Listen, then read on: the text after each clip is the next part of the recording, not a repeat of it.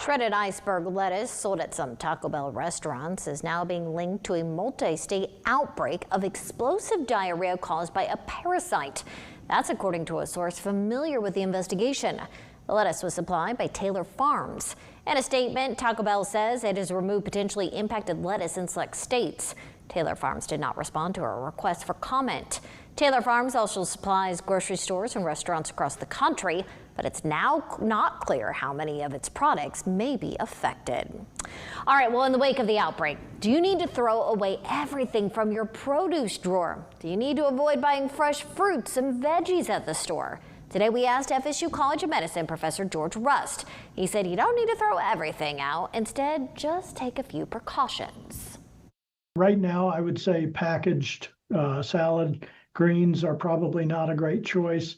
If you have other produce, buy lettuce in whole heads, peel off the outer layer, and then wash the rest copiously.